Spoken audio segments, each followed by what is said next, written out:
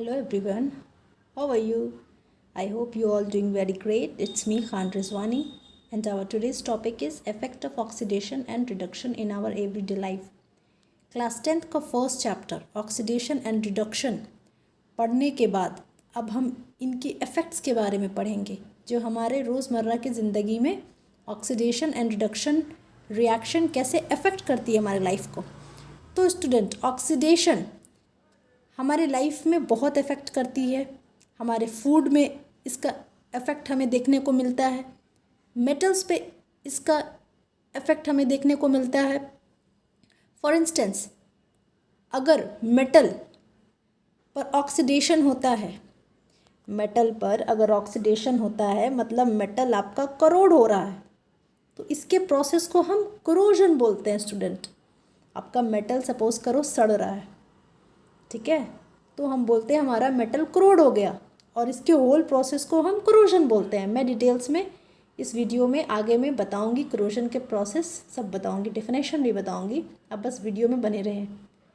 अगर हमारा मेटल में स्पेशली आयरन करोड होता है, मतलब आयरन हमारा जब सड़ता है करोड होता है, तो उस प्रोसेस को हम रस्टिंग बोलते हैं।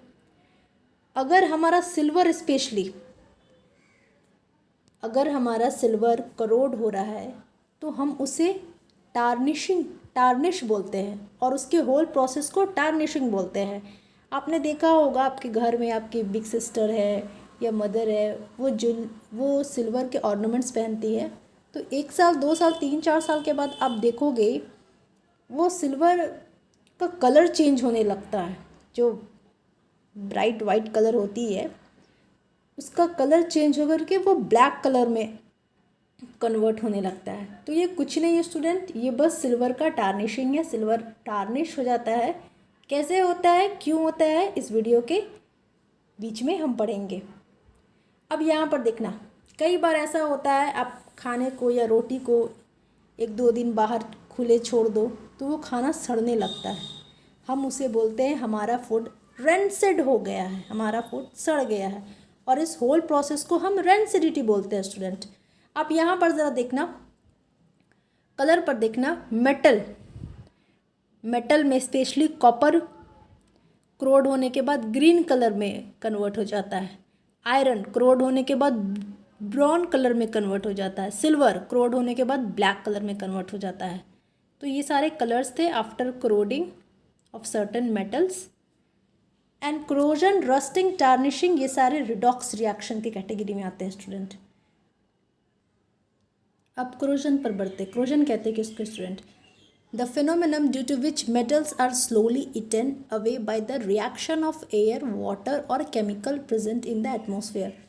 तो देखो स्टूडेंट, वैसा फिनोमिनम जिसमें मेटल धीरे धीरे मेटल खुद को खाने लगता है धीरे धीरे, और इसके पीछे रीज़न है रिएक्शंस होते हैं मेटल पर, रिएक्शंस होते हैं एयर के वाटर पे। मतलब सपोज कर लो आपका कोई मेटल है, आपने इसे खुले में छोड़ दिया, 1-2 दिन के बाद, 3-4 दिन के बाद आप नोटिस करोगे कि आपका मेटल धीरे धीरे सड़ने लगता है ना। ये एक्चुअली होता कुछ नहीं है, एटमॉस्फेयर पे जहाँ पर आपने मेटल रखा है उसके सराउंडिंग में एटमॉस्फेयर पे वो मेटल पर जा कर के CO2, वाटर, एटमॉस्फेयर पे जो पार्टिकल्स प्रेजेंट रहते हैं वो उस पर जाकर के बैठ जाते हैं, चिपक जाते हैं, और जिनके कारण आपके मेटल्स करोड होने लगते हैं, और इसी फिनोमेनन को हम करोजन बोलते हैं। मतलब आपका मेटल डिग्रेड होने लगता है, डिटोरिएट होने लगता है, सड़ने लगता है। अब देखो स्पेशली मेटल में हम अगर सपोज कर लो कॉपर की बात कर रहे हैं, तो क्या होता है स्टूडेंट, आप कॉपर को छोड़ दो 3-4 दिन के बाद, आप देखना कॉपर पे तुरंत तो नहीं होता है, it take some times to get corrode. Copper आप छोड़ दो खुले में, आप क्या देखोगे कि कॉपर पर कुछ दिनों के बाद कार्बन डाइऑक्साइड और वाटर जो एटमॉस्फेयर में हमारे प्रेजेंट है वो कॉपर पर आकर के चिपक जाते हैं और कॉपर को करोड करने लगते हैं, धीरे धीरे स्लोली कॉपर को खाने लगते हैं। तो स्टूडेंट, ये जो कॉपर पे कार्बन डाइऑक्साइड और वाटर जो एटमॉस्फेयर में प्रेजेंट है वो कॉपर पे आकर चिपक गया, ये उस कॉपर को कॉपर कार्बोनेट में कन्वर्ट कर देते हैं और एक ग्रीन कलर का लेयर फॉर्म कर देते हैं। तो हम कहते हैं हमारा कॉपर कोरोड हो गया। CuCO3.CuOH2 ये एक ग्रीन कलर का लेयर फॉर्म कर देता है। अब सिल्वर की बात करते हैं स्टूडेंट। सिल्वर अगर हमारा टार्निश हो गया है, मतलब हमारा सिल्वर अगर करोड हो गया है, तो हम उसे बोलते हैं, इस प्रोसेस को हम बोलते हैं टार्निशिंग। अब आप देखो, सिल्वर पर हाइड्रोजन सल्फेट और ऑक्सीजन जो एटमॉस्फेयर में रहता है वो रिएक्ट करता है और उसे सिल्वर सल्फाइड में कन्वर्ट कर देता है प्लस H2O वाटर, और हमारा सिल्वर जो शाइनी अपीयरेंस देता है वो कुछ सालों के बाद ब्लैक कलर में कन्वर्ट हो जाता है। तो ये ब्लैक कलर रिस्पॉन्सिबल, ये silver sulphide is responsible for giving black colour to silver metal. अब आगे बढ़ते हैं, रस्टिंग। अब बहुत बचपन से सुनते आ रहे हो आयरन को जंग लग गई है, हमारा आयरन करोड हो गया, और इस पूरे होल प्रोसेस को हम रस्टिंग कहते हैं। यहाँ पर प्लीज़ आप थोड़ा अटेंशन देना। Rusting and rust, these are two words. Rust जंग लगना, और रस्टिंग, इस जंग लगने के पूरे मैकेनिज्म को, पूरे प्रोसेस को हम रस्टिंग कहते हैं। Fe2O3.XH2O ये हमारे रस्ट का फॉर्मूला है। हमारे रस्ट को ये आयरन का जो नेचुरल कलर होता है उसको वो कन्वर्ट करके ब्राउन कलर में कन्वर्ट कर देता है। आप देखते होंगे, ये तो बहुत कॉमन एग्जांपल है रस्ट का। अब स्टूडेंट, ये Fe2O3 क्या है? ये एक्चुअली आयरन ऑक्साइड है, जिसे हम रस्ट भी कहते हैं। Fe2 आयरन, O ऑक्साइड, और यहाँ पर 3 है, देन आयरन 3 ऑक्साइड। अब ये .XH2O क्या है स्टूडेंट? ये .XH2O is nothing but water molecule. ये वाटर मॉलिक्यूल है जो अननोन है, हमें नहीं पता कितना वाटर मॉलिक्यूल है, और ये वाटर मॉलिक्यूल ना क्रिस्टलाइन फॉर्म में है। तो ये X लिखने का रीज़न यहाँ पर यही है, हमें पता नहीं कि वाटर मॉलिक्यूल जो H2O जो क्रिस्टलाइन फॉर्म में है वो कितना है। So water molecule is unknown and it depends on the content of moisture. जहाँ पर आपने आयरन को रखा है वहाँ के एटमॉस्फेयर पे, वहाँ पर कितना मॉइस्चर है वो डिपेंड करता है, वो डिपेंड करेगा ये X का फैक्टर। तो X का फैक्टर यहाँ पर अननोन है, इसीलिए हम लिखते हैं इसे Fe2O3.XH2O, which is the formula of rust. You can also call it iron 3 oxide, और ये आयरन हाइड्रेटेड फॉर्म में है। .XH2O मतलब ये हाइड्रेटेड फॉर्म में है, मतलब हमें नहीं पता वाटर मॉलिक्यूल कितना है, ये अननोन है, क्योंकि वहाँ का मॉइस्चर, जहाँ पर आपने आयरन रखा है वहाँ का मॉइस्चर डिसाइड करेगा ना। क्लास 10th में आपको रस्टिंग के बारे में थोड़ा डेप्थ में पढ़ना है, इसलिए मैं रस्टिंग का वीडियो बना रही हूँ। आपके सिलेबस में है ये, specially in NCERT। Condition necessary for rusting. Rusting होने के लिए कुछ कंडीशन है, आयरन को करोड होने के लिए, आयरन में जंग लगने के लिए कुछ कंडीशंस होते हैं। चूँकि ये ऑक्सीडेशन हो रहा है तो ऑक्सीजन तो ऑब्वियसली होगा ही होगा, प्लस इसमें कुछ नमी चाहिए स्टूडेंट। अगर सपोज़ कर लो आयरन जंग लगने के लिए वहाँ पर उसे बस ऑक्सीजन, आयरन के पास सपोज़ कर लो एटमॉस्फेयर में सिर्फ उसे ऑक्सीजन मिल रहा है, उसे मॉइस्ट एयर नहीं मिल रहा है, मतलब एयर में वो ह्यूमिड नहीं है, मतलब वो एयर में वो नमी नहीं है, तो आपका आयरन जंग नहीं लगेगा। मतलब उसे ऑक्सीजन तो चाहिए ही चाहिए आयरन को रस्ट फॉर्म होने में, साथ में उसे जहाँ पर वो आयरन है उसके एटमॉस्फेयर में थोड़ा ह्यूमिडिटी चाहिए, थोड़ा मॉइस्चर चाहिए, थोड़ा वाटर वेपर चाहिए उसके एटमॉस्फेयर में, तभी जा कर के आपका आयरन जंग लगेगा स्टूडेंट। तो अब देखना, वाटर वेपर या मॉइस्ट या ह्यूमिड या सॉल्टी वाटर, ये जो सारे हैं ये रस्टिंग के प्रोसेस को बहुत फास्ट कर देते हैं। अगर आपने सपोज़ कर लो आयरन का रॉड ये ले लो या आप आयरन का चेयर ले लो, आपने उसे खुले में रख दिया है और उसको वहाँ पे ऑक्सीजन तो मिल रहा है ऑब्वियसली फ्रॉम एटमॉस्फेयर। ऑक्सीजन हमारे हर जगह है, अर्थ पे ऑक्सीजन हर जगह है, और उसे एटमॉस्फेयर में बहुत ह्यूमिडिटी है, मतलब बहुत नमी है, उसे मॉइस्चर मिल रहा है, तो वो जंग बहुत फास्ट लगेगा। मतलब वाटर वेपर या मॉइस्ट या ह्यूमिडिटी या सॉल्टी वाटर, ये सब रस्टिंग के प्रोसेस को बहुत फास्ट कर देते हैं स्टूडेंट। और आप एक ज़रा ध्यान देना, जब शिप चलती है, शिप जब चलती है तो आप देखना शिप का जो बेस होता है नीचे वाला लेयर, वो हर साल के बाद उन्हें चेंज करना पड़ता है। ऐसा क्यों? क्योंकि ऑब्वियसली वो आयरन के बने होते हैं और सी वाटर, ओशन वाटर क्या सॉल्टी होती है।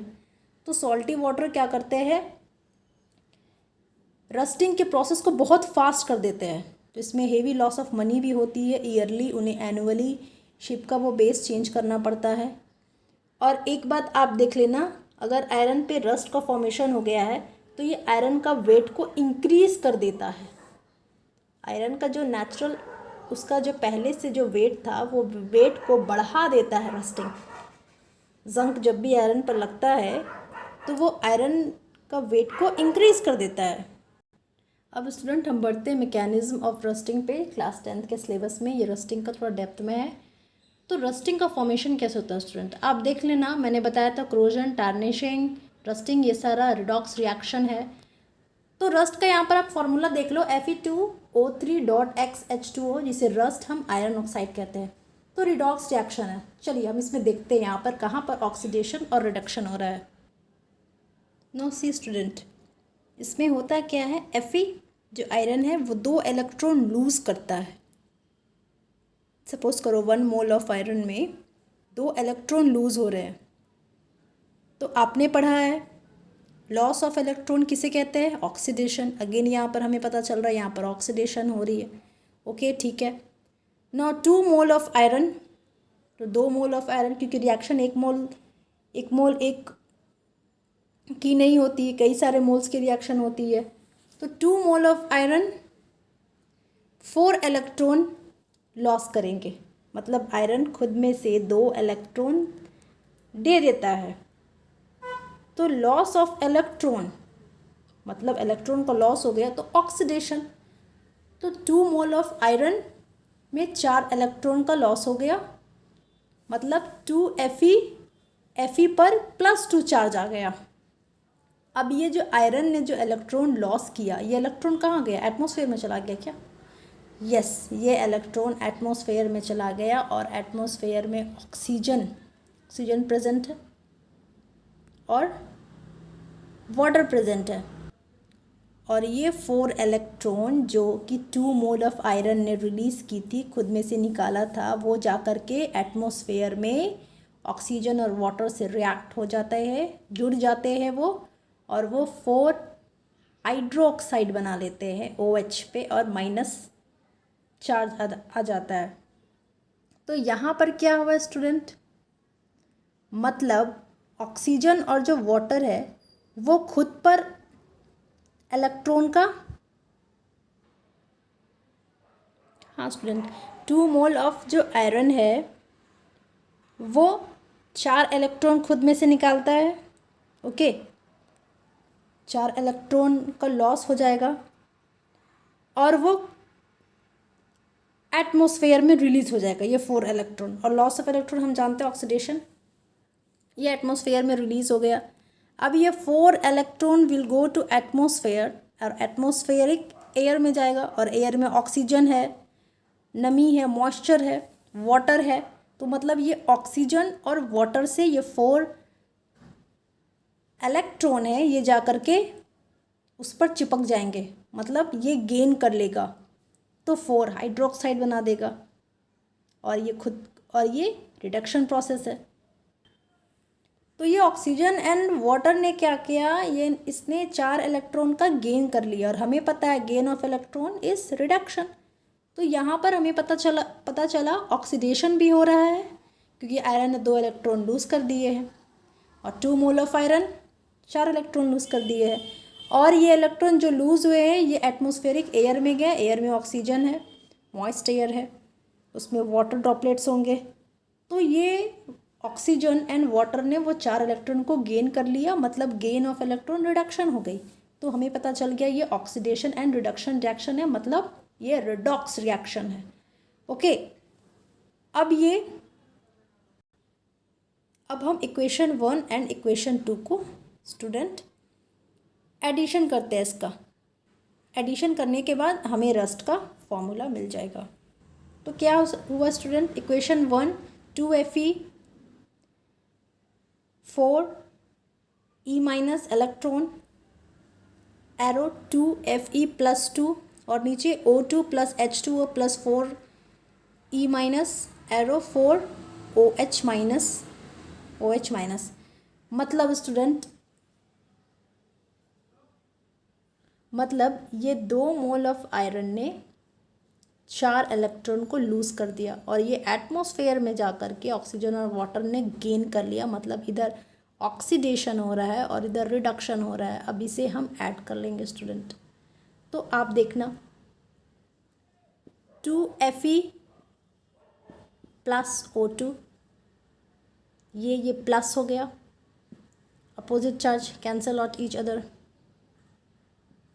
प्लस हमें H2O मिला इधर का, और 2Fe plus 2 plus 4OH minus. आप देख लो, स्क्रीनशॉट ले लो इसकी। अब ये क्या करेगा स्टूडेंट, ये खुद को फर्दर ऑक्सीडाइज कर देगा। मैं यहाँ पर लिख देती हूँ, ये खुद को फर्दर ऑक्सीडाइज कर लेगा और 2FeOH का होल स्क्वायर बन जाएगा ये। मतलब स्टूडेंट ये खुद को फर्दर ऑक्सीडाइज कर देगा और Fe2O3.XH2O, मतलब ये iron oxide, iron 3 oxide rust, और ये रस्ट हाइड्रेटेड फॉर्म में है, इसलिए .XH2O। I hope you like the video. Please share and subscribe my channel. Thank you for watching.